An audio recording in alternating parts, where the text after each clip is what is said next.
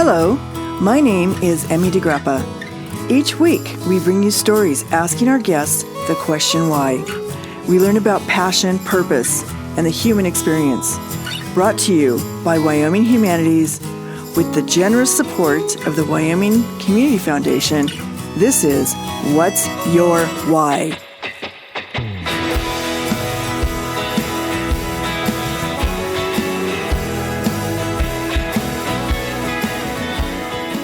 Today, we are talking to Lieutenant General Dirk Jameson.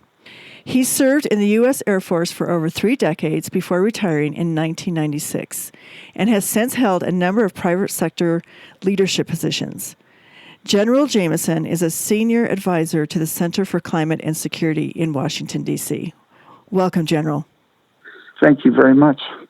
Well, before we get into questions about climate and security, I wanted to ask you, where did you grow up, first of all?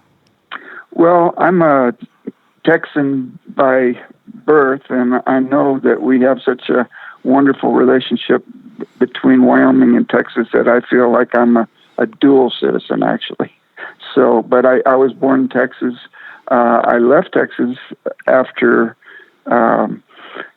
grade school, actually, because my dad was in the military, and we traveled the rest of my time until I went in the Air Force. And so I didn't come back to Texas until I completed my 33 years in the Air Force, and just by happenstance happened to come back to Austin, Texas. Well, what was your desire was it your dad's influence that you entered into the Air Force and entered into military service? I think so. We had real variety of experiences as an Air Force family. If you call Guam as a freshman in high school and traveling to the Philippines and really just doing things that most 13-year-olds or 14, 15-year-olds get to do, like flying through these Pacific Islands to get to Guam or to take a troop ship to get to the Philippines. So I think that, and I always admired what he did, and he was surrounded by people that were genuine heroes. You know, he would take me into the office of some ace or a World War II or even a Korean War ace. So it was it was a call of that kind of life that did it, I'm sure. And so when you entered into the Air Force, did you go to the Air Force Academy, or did you enter in another way? No, I was ROTC, Reserve Officer Training Corps, and I've been told that makes it unlikely that you can move up, but in my case, I must have forgotten about that. Well, that's because you must have been very excellent at what you did. So, speaking of that, how was it that you took a journey into interest in climate change and national security? That's a good question. I when I finished my Air Force career, I wanted to stay kind of tuned in, with what was going on in the Air Force and the military. So I maintained my networks, and somewhere around 2002 or 3, one of my young officers that had worked for me told me about a small group of what we call fast burners in the military. That meant these were people that were moving faster than their contemporaries, and he was among those fast burners that had been pulled together in a small group in the Pentagon.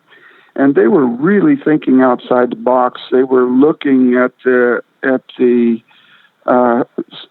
global developments through the end of the 21st century. So it was, and they told me what they were worried about. And among the things that they were worried about was the demand on resources, the emergence of greater need for energy, and then they mentioned in the middle of that the climate was changing, that they were looking at what in this case it was the Air Force, but I think the other services had groups that were similar and probably about the same time. And so they were worried about these things, and that piqued my interest. And as that began to become much more a subject of news and concern, I just stayed with it and met up with some people in something called the American Security Project, and then the Center for Climate and Security, and I just have tried to stay involved in that just because I think it's important. Well, when we talk about climate change, we usually discuss its impact on the environment and our food supply. So a lot of times it's just considered an environmental issue, and most people don't realize it has other wide-ranging effects, like the compromise of our national security. So I kind of would like you to paint a picture of what does it mean, and how could the average person understand how does it affect global security and stability? And I should, full disclosure, say that I was the commander of the largest military installation in Wyoming and spent a number of pleasant years, mostly pleasant. Sometimes they were interrupted by days of real concern because of what might be going on the base or in the missile field. But I was a commander down at F.E. Warren and Cheyenne. And so it is easy, I guess, to kind of extrapolate to the larger world and what's going on in climate change. We all know, and it's really not worth talking about, that the globe is warming, and there are consequences of that we see daily, and those involve.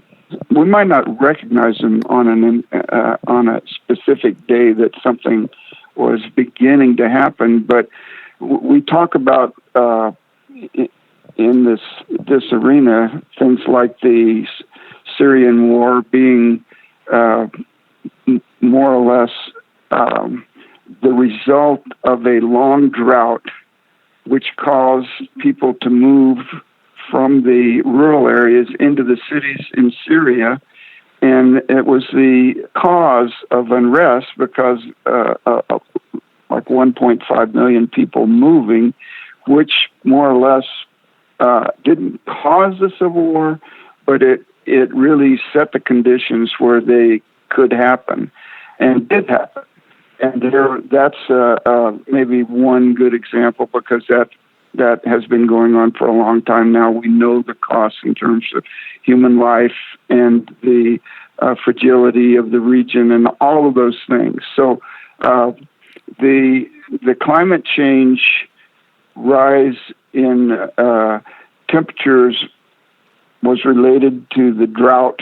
The drought was related to a forced migration, which in turn was related to a civil war. And so these kinds of things repeat themselves. If we look at China, even today, not China, I wanted to talk about Africa.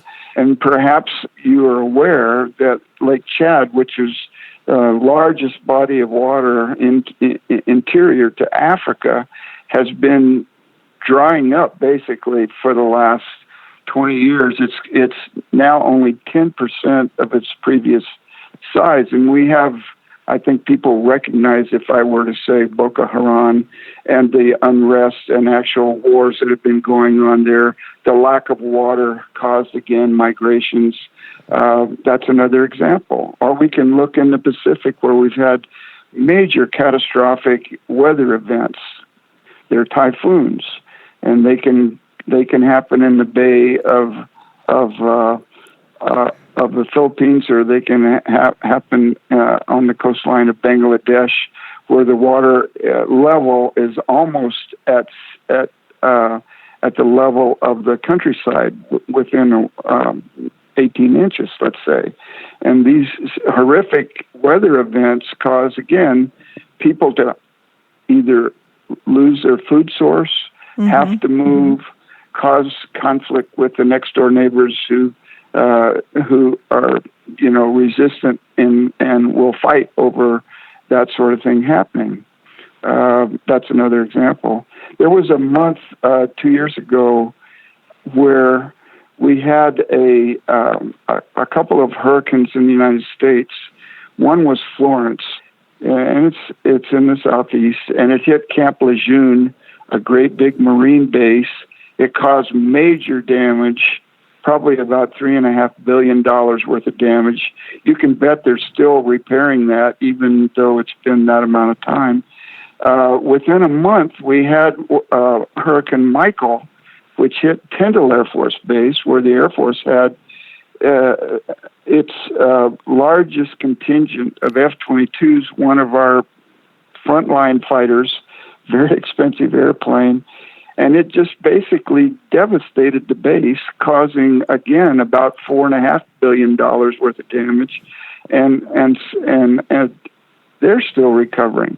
Well, that same month, we had Typhoon Hutu in the Pacific with almost record-level winds that just brushed Saipan and just barely missed Guam, where we have our largest base in the Pacific. We have Navy and Air Force, highly critical assets, and you've seen those exercises. We've had various confrontations with North Korea and that sort of thing.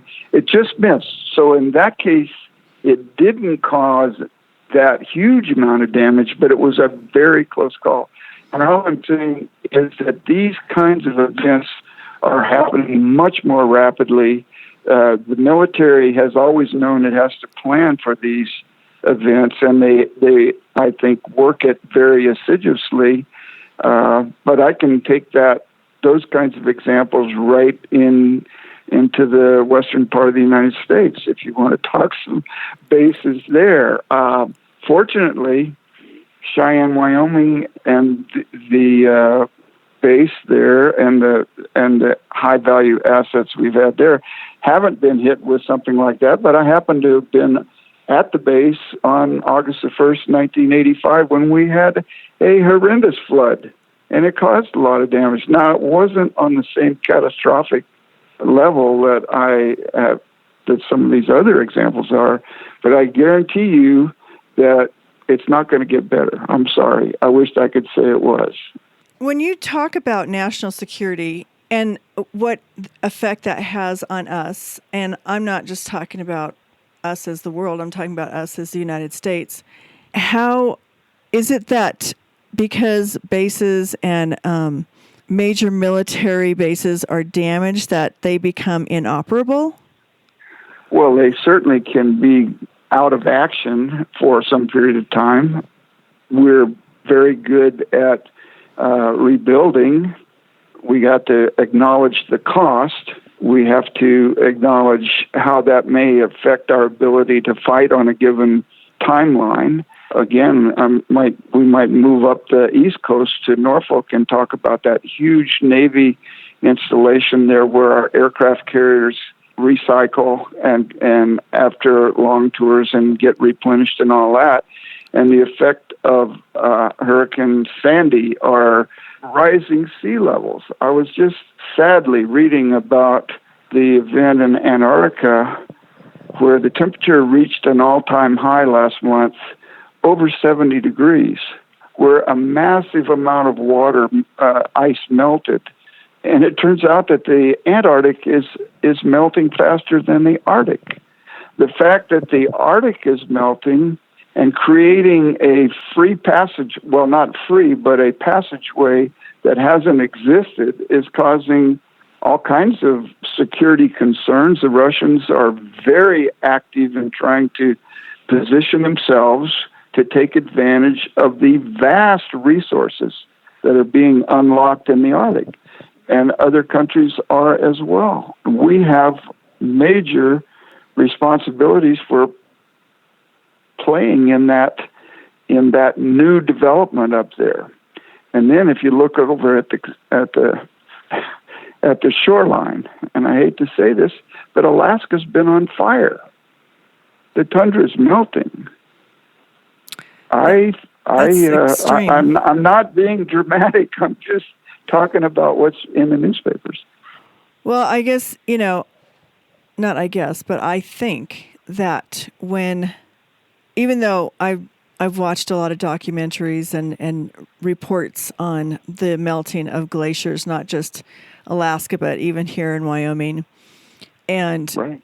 and in terms of affecting us personally, what do you think the American people need to do to mitigate or understand or, change behavior?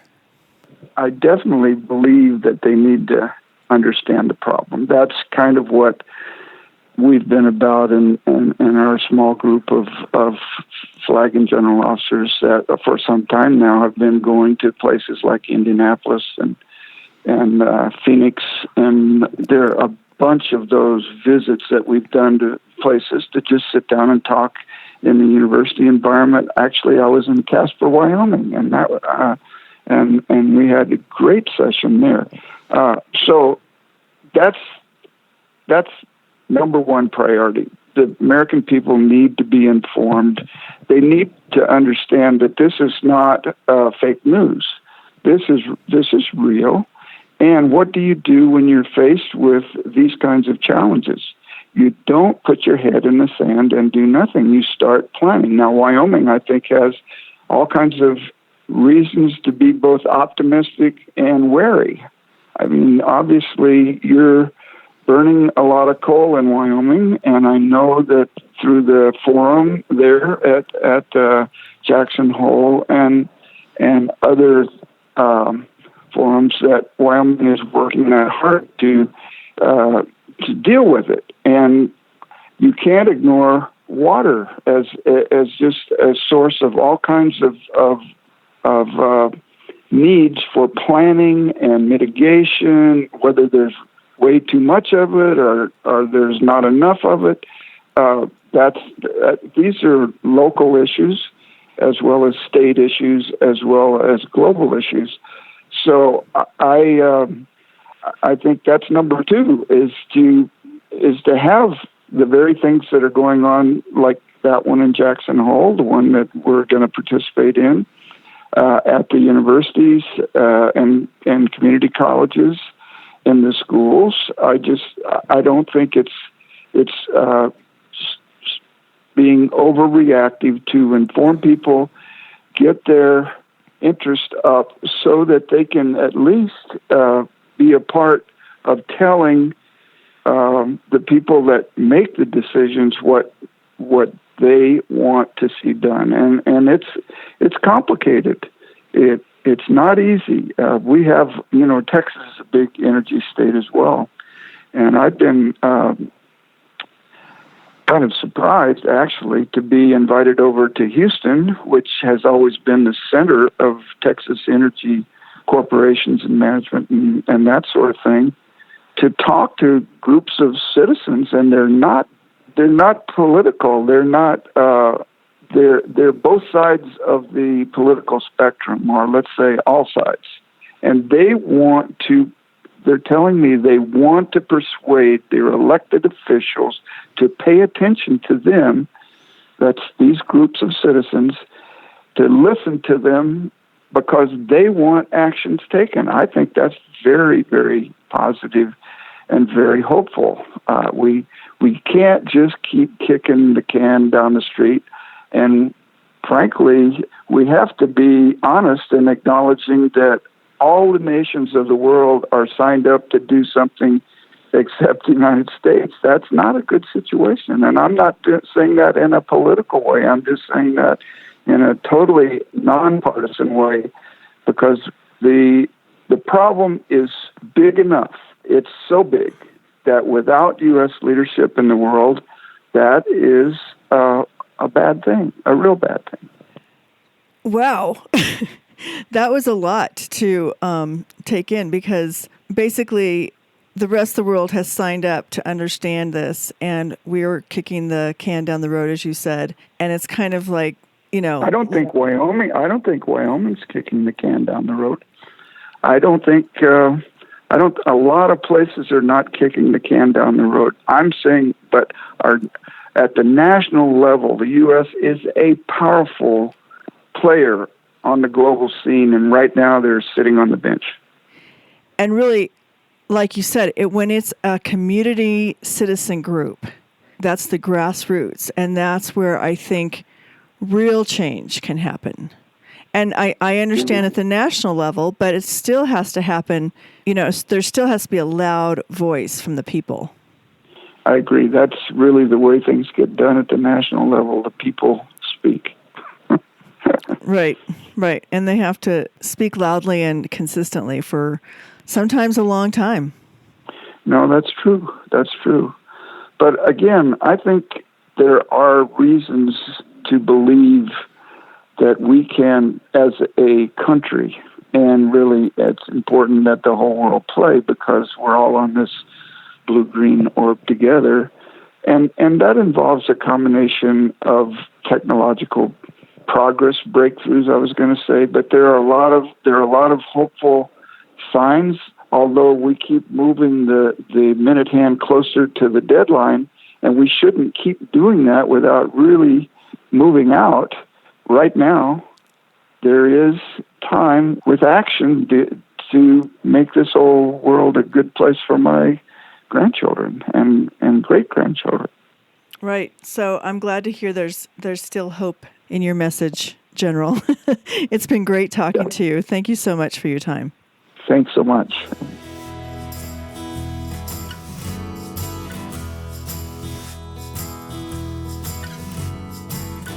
Thank you for joining us for this episode of What's Your Why? Brought to you by Wyoming Humanities with support from Wyoming Community Foundation and generous supporters like you. To learn more, go to thinkwhy.org, subscribe, and never miss a show.